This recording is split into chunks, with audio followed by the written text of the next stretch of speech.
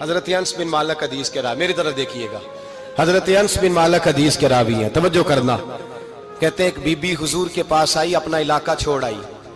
آ کے کھڑی ہوئی تو اس نے کہا حضور میں خاندان بھی چھوڑ آئی ہوں، سسرال بھی، میکا بھی، ننیال بھی، ددیال بھی، میں ہر ایک کو چھوڑ آئی ہوں،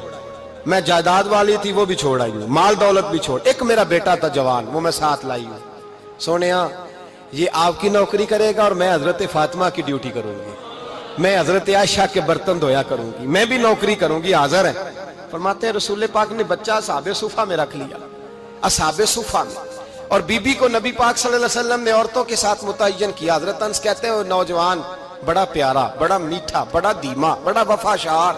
وہ سبق اچھی طرح یاد کرتا، وہ نماز دلچسپی سے پڑھتا، وہ حضور کی باتوں کو غور سے سنتا، وہ رسیلا، وہ سنجیدہ، وہ کم گو، وہ میٹھا، وہ پیارا۔ کہتے ہیں بڑی دلکشا طبیعت، اس کی مقناطیسی سی شخصیت، طبیعت کھنچی چلی جائے اس کی طرف، بڑا حسین و جمیل وہ نوجوان۔ اس ماں بیٹے کے تذکرے ہونے لگے کہ بڑی جائیدادیں چھوڑ کے آئے، بڑے مال والے، انہوں نے بڑی قربانی دی ہے، ہر رشتہ ناتا توڑ کے رب رسول سے یارانہ لگایا ہے، اللہ بڑا بے نیاز ہے۔ وہ بچہ بیمار ہو گیا، شدید علیل ہوا۔ حضرت انس بن مالک فرماتے ہیں ہم قریب جا کے بیٹھے تیمارداری کرنے تو اتنا علیل ہوا کہ اس کا وجود کانپنے لگا۔ کہتے ہیں کچھ ہی دیر گزری تو اس نے کلمہ پڑھا، روح پرواز کر گئی، روح پرواز کر گئی، سننا روح پرواز کر گئی۔ کہتے ہیں نبی پاک صلی اللہ علیہ وسلم کو بلایا، حضور آئے تو آنکھوں میں آنسو۔ نبی پاک صلی اللہ علیہ وسلم نے سر پہ ہاتھ پھیرا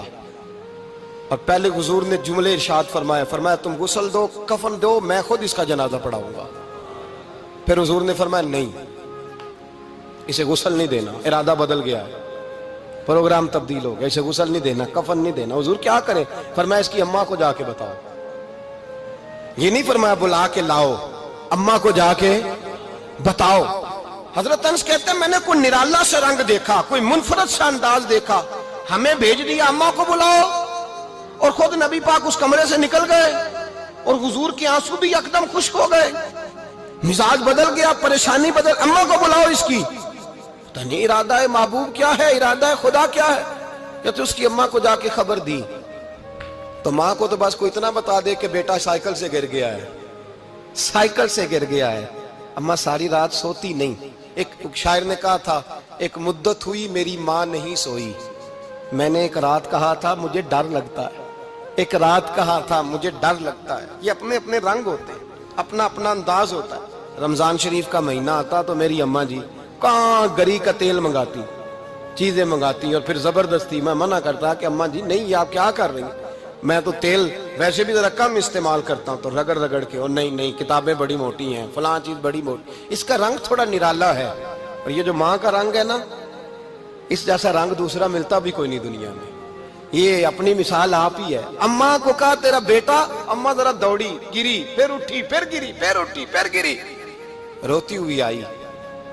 کہتے ہیں پیچھے وہ روئی، لیکن جب بیٹے کی میت کے قریب آئی تو اب نہیں روئی۔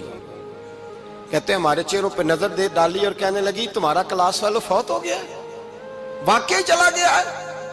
کہاں؟ پردہ کر، واقعی؟ کہاں؟ کہتے ہیں اماں نا زمین پہ بیٹھی اور پہلے اس نے بیٹے کے پیر اٹھا کے چومے،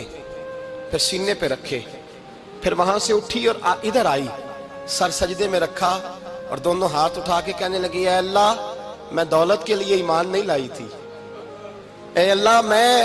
میں جائیدادوں کے لیے کلمہ نہیں پڑھا تھا، مولا میں تیری بارگاہ میں آئی تھی تو میں تیرے اور تیرے رسول کو مان کر آئی تھی، خدا بندہ میں نے میکے چھوڑ دیے، سسرال چھوڑ دیا، ننیال چھوڑ دیے، ددیال، وہ دشمن تھے سارے دین کے، چھوڑ کے آئی، میں نے آرزوؤں کا بڑا مکان بھی چھوڑا، خدا بندہ بیٹے نے جانا تھا، مجھے شکوہ کوئی نہیں، لیکن خدا بندہ اب میرے سارے کہیں گے تو نے کلمہ پڑھا تھا تو تیرا بیٹا ہی چلا گیا،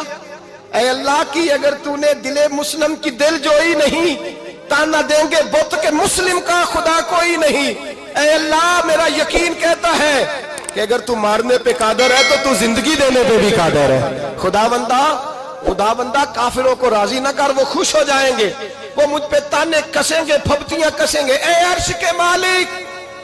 رحمت کا دروازہ کھول، میں تیرے نبی کی بارگاہ ناز میں رہتی ہوں، نظر فرما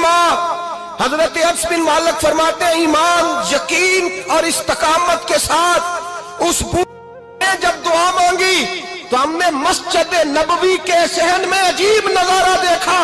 ایک ماں نے دعا مانگی تو بیٹا اٹھ کے بیٹھ گیا، کہتے ہیں بیٹا اٹھ کے بیٹھ گیا، کلمہ پڑھ تو وہ اٹھ کے بیٹھا، ماں نے سینے سے لگایا اور ماں اور بیٹا نعرے لگانے لگے، لوگوں سنو، قرآن بھی سچا، اسلام بھی سچا، اللہ بھی سچا، یہ مسجد نبی سچوں کا گھر، اور سب سے بڑھ کے اللہ کا رسول سچا، اللہ کے رسول سچے، محبوب سچے، مسجد میں رہنے والوں میں سب سے بڑھ کر سچے، رسول کائنات صلی اللہ علیہ وسلم کا دین سچا۔ فرماتے ہیں رسول پاک کو خبر دی تو محبوب نے مسکرا کے فرمایا میرے رب کی طاقتیں بڑی زیادہ ہیں، ان اللہ علی کل شیء قدیر، اللہ کی طاقت بڑی ہے۔ ایمان تھا، یقین، استقامت، بچہ اٹھ کے بیٹھ گیا۔ حضرت انس کہتے ہیں وہ حضور کے زمانے میں بھی حیات رہا،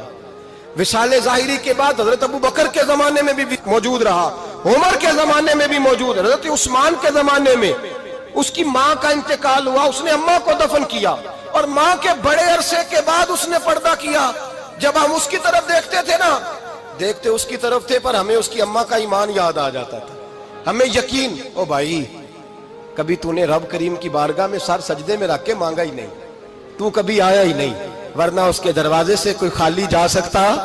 سوال ہی نہیں پیدا ہوتا کوئی خالی جائے، کوئی جاتا ہی نہیں، وہ بھیجتا ہی نہیں، اس کا انداز ہی نہیں، اس کا یہ کریمانہ انداز ہی نہیں، وہ بھیجتا ہی نہیں، وہ تو نواز دیتا ہے۔ ایمان، یقین، استقامت اپنائیے، اوڑھیے اپنی زندگی میں، اللہ تبارک و تعالیٰ کے ساتھ جڑیے۔ یہ دنیا داروں کے ساتھ ہم تعلق جوڑ کے رکھتے ہیں، کبھی ایس ایم ایس، کبھی ٹیلی فون، کبھی عید پہ مبارکباد، کبھی فلان جگہ، دنیا داروں سے جوڑ کے رہتے ہو، خدا سے جوڑ کے رہو، کبھی فجر میں جڑ جاؤ،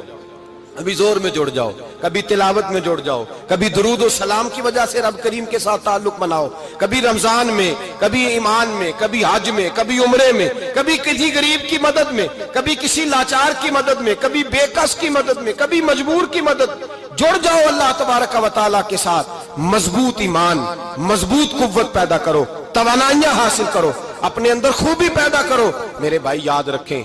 ایمان مضبوط ہوتا ہے تو اللہ عرش سے مدد نازل فرماتا ہے، اور جب ایمان کمزور ہوتا ہے تو جو مدد پاس ہوتی ہے وہ بھی چھن جاتی ہے۔